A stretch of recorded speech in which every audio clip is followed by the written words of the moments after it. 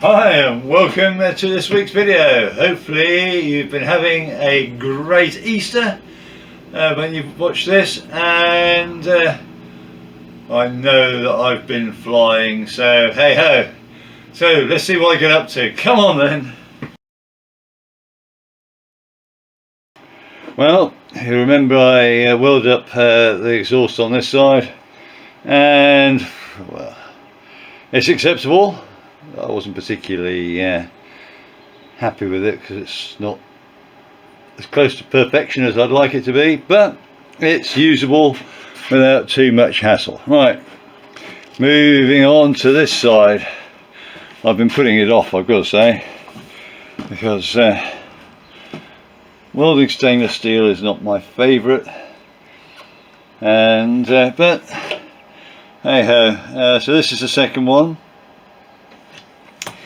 The holes on the port side were 10mm, but because I've got 3 less holes, gone from 14 down to 11, I've gone up to 11.2mm diameter holes, which keeps the area the same. And that's because this is nearly 2 inches shorter from here to here than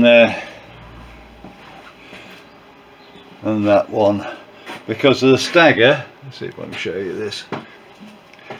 Because of the stagger in the cylinder heads, these cylinders are further forward than those ones.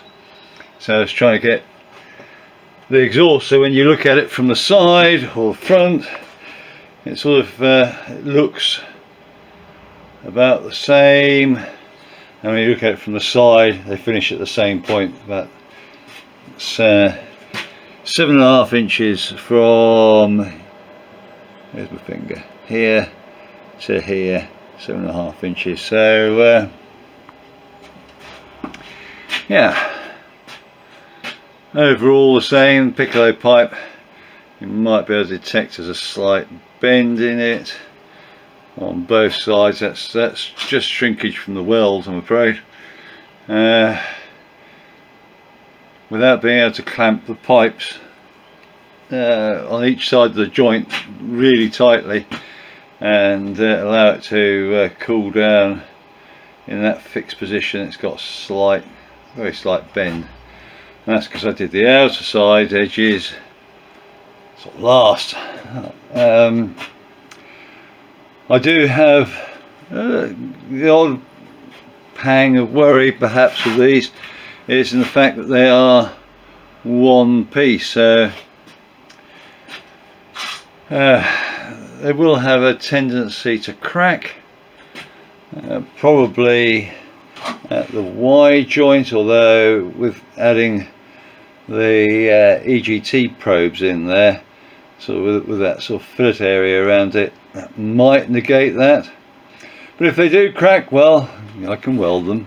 What I'll do is then I'll cut a relief across here and put a sleeve in, weld the sleeve to this section, and then have a spring, 2 springs, maybe 3, going from front to rear on stainless steel hoops to allow for the expansion that way, and so this joint here is being supported to keep the whole thing supported. It's the only way I can think of that would allow if we do get issues with the expansion and contraction. But because it's such a long route, and because that has got a deliberate bend in it here, I'm hoping that under expansion it will be allowed to move a bit. We'll find out. So I don't like having these sort of Jubilee style clips with great long lengths hanging out, so I'm just going to mark them up, trim them across appropriately, and around the corners, and then put them back on again. It's just one of my pet hates. I'll show you what it looks like when I've done it. So there you go, it's sort of trimmed off, so there's nothing very much to catch. I've done that on both sides. And to do it, literally all I've done is I cut off the excess with a pair of tin snips, filed it so it's got a sort of rounded corner, and then with a pair of long nose pliers I just put a little bit of extra bend in the end of the whatever you like to call it, the free end there. Just bend it very slightly tighter radius for about 3 or 4 of these little slots, so when you tighten it up, it starts easier when you engage it, and it makes the end sit a little bit tighter in to a degree to the rest of the clamp. It sits a little bit tighter. Doesn't always work perfectly, but it helps. So anyway, they're nice and free, they're not going to catch on things particularly. Okay, so trying to work out the cutouts for the front end here. I need to have a 10 square inch area slot to allow air to go back to the oil cooler.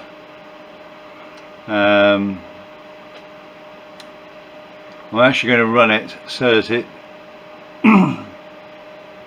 uses the bottom of the engine as the upper sort of area. I'm going to mount the oil cooler upside down, so to speak, with the connections sticking out the bottom, which will mean it'll be a bit of a pain to initially get the air out of it, but once I've done that, it shouldn't be an issue.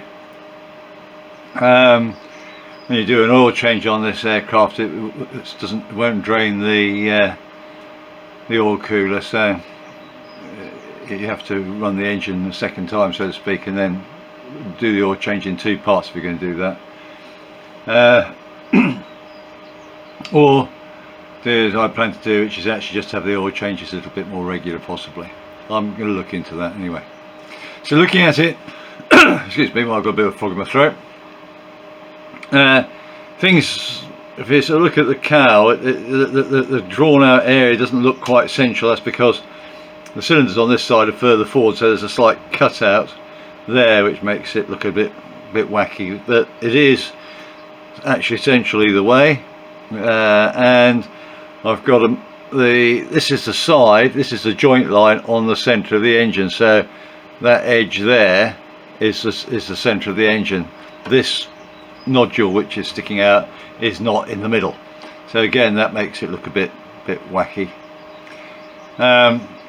What I'm looking at here, something that's about 6.5 inches across, a little bit, possibly a little bit more than that going down. I haven't measured that. I'm looking at tapering in the edges either side slightly, and I'm sort of in 2 minds as whether do I make it composite or do I make it aluminium.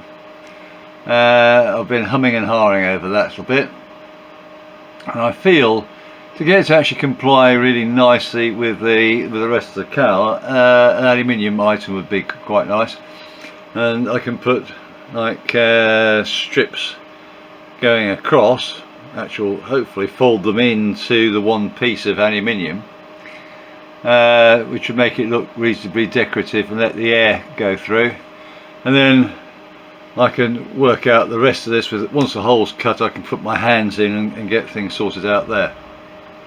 That's one section of cowl that I've got to deal with. The other section of cowl is this sort of bottom area. You can just see the bottom of the inlet for the aero injector. The air filter will stick out a chunk below. It'll sit down about here. So to hide it, and also to help get air to extract, I'm going to produce a lip along the bottom here, slightly further forward at an angle like that, and that will be a composite piece. And that'll also stiffen up the bottom of the cowl there a little bit. I can trim things back, and it'll help to get the air to extract better, and as it'll sort of semi-comply with the angle of the exhaust, I think it won't be too too noticeable, it won't be too bad at all. So there we go, a chunk of work. So I'm going to start making up a, we'll draw this onto some MDF and make up the initial buck form for sort of like hydroforming the aluminium. I think that's probably the way to go. I haven't got the niceties of nice rounded blocks and bits and pieces to be able to planish and shape a piece to using other methods. I haven't got shrinkers and things like that which would mark up the aluminium anyway, so I'm just going to go for the sort of simple hydroforming block method which you've seen me use for other things, except in this case it's going to be forcing it quite a way. I think about an inch and a bit, an inch and a quarter maybe at the bottom there, nowhere near as much at the top, and but I've got to make it. So let's see if I can show you the stages that I get up to. It won't be completed in this video, that's for sure. So here are 3 sections of MDF, about 3/4 inch thick, glued together to make up the buck. I'm going to wait for that lot to cure. I keep on wiping off the squeeze out. Didn't put that much glue on, but there we go. Tip when you're gluing MDF together with PVA glue is if you just spray a bit of water onto, or brush a bit of water onto the surface of it just before you apply the glue to the surfaces, you find the glue spreads out. If you just put it straight onto the surface without wetting the surface of the wood, the MDF will suck the moisture out of the glue, and it becomes too thick and won't actually join the layers as well. So wipe both sides with a bit of water, apply the glue to one side only, make it nice and spread, squeeze it together, and you end up with a slightly stronger joint with the glue running better into the grain of the MDF. There we go. So this is pretty much cured. It's not quite there yet, but it's a point where I can now start marking it up. I managed to sand this end, so this is my datum end, so I'll just put that on there so I know I've got datum. I've checked it, it is square in that direction, so we're all good there. So going across, I want my 6.5 inches going across here. That will be, I'll saw that by hand, just get rid of that. I just want to check that I've got a nice edge this way, so this will be my other datum line, and the height top to bottom will be 6 inches. So